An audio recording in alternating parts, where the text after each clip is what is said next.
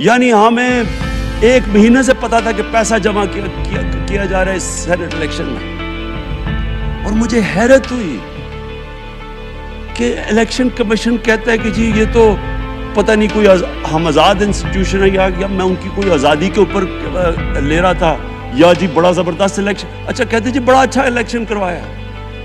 یہ مجھے اور اس سے تو مجھے اور صدمہ ہوا کہ اگر یہ الیکشن اچھا آپ نے کروایا ہے تو پتہ نہیں برا الیکشن کیا ہوتا ہے.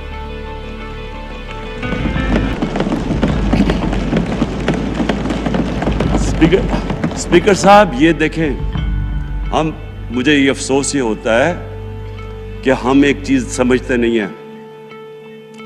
ہم کہتے ہیں نا جی ہمارے معاشی حالات بہت برے ہیں. دیکھیں جی ہماری ڈیفیسٹ تھے، یہ ہمارے کرنٹ اکاؤنٹ، یہ جو بھی ہم کہتے ہیں قرضے چڑھے ہوئے ہیں. یہ جو قرضے چڑھے ہوئے ہیں یہ ایک بیماری کے سمٹمز ہیں. بیماری کچھ اور ہے. اخلاقی طور پہ ہماری قوم کو تباہ کیا ہے، پھر معاشی تباہی آتی ہے. آج مجھے ایک ملک کا بتا دیں جس کی اخلاقیات اوپر ہو، جن کے مورل سٹینڈرڈز اوپر ہوں اور وہ غریب ہو. ایک ملک مجھے بتا دیں، اور کوئی ملک مجھے بتا دیں جتنا مرضی پیسہ ہو، وسائل ہو، سب کچھ ہو، لیکن وہاں کی بھی جو لیڈرشپ کرپٹ ہو وہ مجھے بتا دیں کہ اس میں خوشحالی ہو. دیکھیں یہ ساتھ ساتھ جاتا ہے. اس وقت کیا ہوا تھا مدینہ کی ریاست میں؟ کیا انہیں کوئی سونا تیل مل گیا تھا؟ کیا ہوا تھا کہ ان کے پاس کوئی پیسے آ گئے تھے؟ کیسے وہ اوپر اٹھ گئے تھے؟ کوئی انہوں نے قرضے لیے تھے؟ کس طرح اٹھے تھے اوپر؟ دنیا کے عظیم لیڈر نے ان کی اخلاقیات اٹھا دی تھی. صادق اور امین.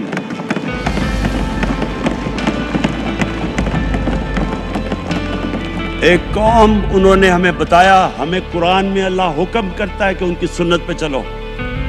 اللہ جب ہمیں کہتا ہے ان کی سنت پہ چلو، کیا ہم اللہ کو کوئی فائدہ پہنچا سکتے ہیں؟ ہماری بہتری کے لیے کہتا ہے. قرآن شریف میں سب کچھ ہماری بہتری کے لیے اللہ نے، یہ تمہارے لیے بک آف گائیڈنس ہے ہمیشہ کے لیے، اور یہ ہماری بہتری کے لیے ہے. تو وہ جب ہمیں کہتا ہے کہ نبی صلی اللہ علیہ وسلم کے راستے پہ چلو، وہ ہماری بہتری کے لیے کہتا ہے. اور میں جس نے اس عمر میں ساری دنیا دیکھ لی ہے، اسپیکر صاحب میں آپ کو بتاؤں مجھے تکلیف ہوتی ہے دیکھ کے. جب میں یہ مغربی ملکوں میں جاتا ہوں، اسکینڈینیویا میں، سوئٹزرلینڈ میں، آپ وہاں کے اخلاقی سٹینڈرڈز دیکھیں، ان کی مورل سٹینڈنگز دیکھیں، شرم آئے گی آپ کو کہ جو ہمارے ملک میں ہو رہا ہے. اور یہ جو سینٹ کا الیکشن ہوا ہے، آپ کو افسوس ہوگا کہ ہم وہ کس کی امت ہیں، ہم کس کی امت ہیں، کس کے نام پہ پاکستان کا مطلب کیا، لا الہ الا اللہ، اس پہ یہ ہمارا ملک بنا تھا. اور آج دیکھیں ایک کرپٹ آدمی، دنیا میں ثابت کیا ہوا کرپٹ آدمی آصف زرداری، دنیا میں اس کے اوپر لکھا ہوا کہ مسٹر 10%، مضمون لکھے ہوئے ہیں، فلمیں بنی ہوئی ہیں اس کے اوپر. اور اس ملک میں لوگ کہیں جی ایک زرداری سب پہ بھاری، کیا کہ وہ رشوت دیتا ہے اس لیے سب پہ بھاری ہو گیا؟ کیا یہ ہے ہمارا ملک؟ دوسری طرف دیکھیں، دوسری طرف یہاں بیٹھے ہوئے ہمارا لیڈر نواز شریف.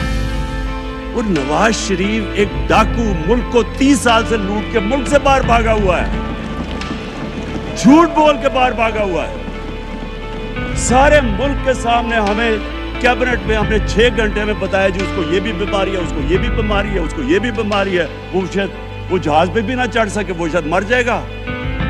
شیرین کے آنسو آ گئے کیبنٹ میں، اور شیرین کے آنسو آنے آسان کام نہیں ہے اسپیکر صاحب. تو ہم نے اس کو وہاں جیسے وہ جہاز پہ چڑھا، جیسے وہاں گیا وہ ایک دم ہی تبدیل. اور آج وہاں جا کے تقریریں کر رہا ہے، وہاں بیٹھ کے اسکیمیں کر رہا ہے، وہاں بیٹھ کے پلاننگ کر کے جی اسے اتنا پیسہ دو، ادھر پیسہ کھلاؤ. ساری ان کی ایک کوشش ہے جب سے ہم 2.5 سال سے حکومت آئی ہے، یہ سارے بڑے بڑے ڈاکو اکٹھے ہو کے یہ سمجھ رہے ہیں کہ عمران خان کو کرسی کا اتنا شوق ہے کہ اس کے اوپر اتنا پریشر ڈالو کہ یہ جی ہمیں جس طرح جنرل مشرف نے NRO دیا تھا یہ بھی دے دے گا. جنرل مشرف फौज उसके नीचे, अदलिया उसके कंट्रोल में सारी। क्योंकि मैं इधर मेंबर पार्लियामेंट था तब, ऑपोजिशन ना होने के बराबर।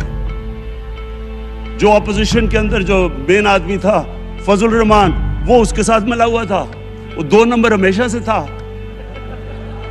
राइट।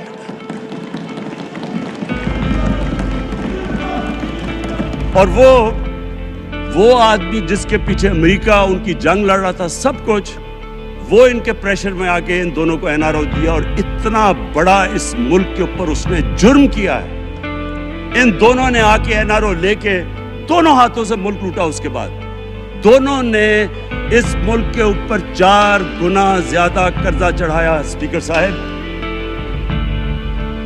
6,000 अरब से हमारा कर्जा जो टोटल लायबिलिटीज 30,000 अरब पे पहुंचा दी। आज हमारे ऊपर क्या मसला है? हमें ये कर्जों की किस्तें देते हुए बेचारे लोगों के ऊपर बोझ डालना पड़ता है। ये जो महंगाई है, इसके बाद मैं बाद में बात करता हूं, लेकिन पहले ये बात कंप्लीट कर लूं। ये देखिए स्पीकर साहब, मैं ये 2.5 साल से तमाशा देख रहा हूं। यहां पहले दिन प्राइम मिनिस्टर बन के प्राइम मिनिस्टर तकरीर करने जा रहा है, खड़े होकर तकरीर नहीं करने दी। क्यों तकरीर नहीं करने दी? क्योंकि उनको पहले दिन से डर था कि ये हमारे जो करप्शन के केसेस ये माफ नहीं करेगा। करप्शन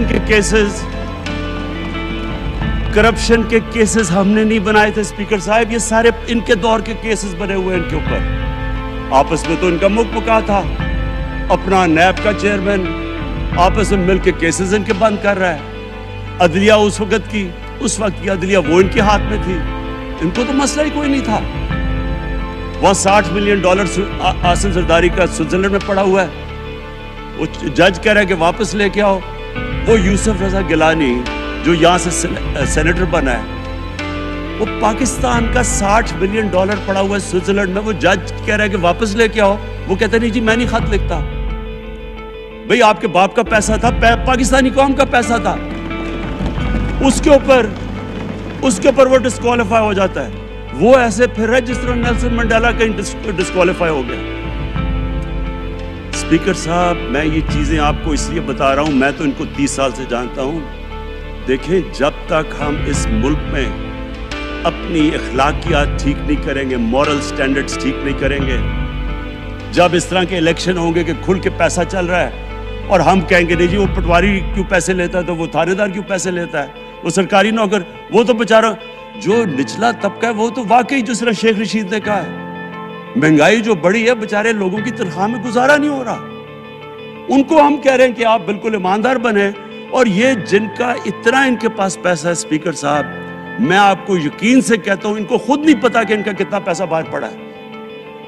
इतने 30 साल से चोरी कर रहे हैं ये पैसा, और 30 साल से पैसा चोरी करके अब इनकी कोशिश ये है कि इमरान खान के ऊपर प्रेशर डालो सारे चोर मिलके कि जी कभी हम गवर्नमेंट गिरा देंगे, कभी हम वो निकलाते हैं वो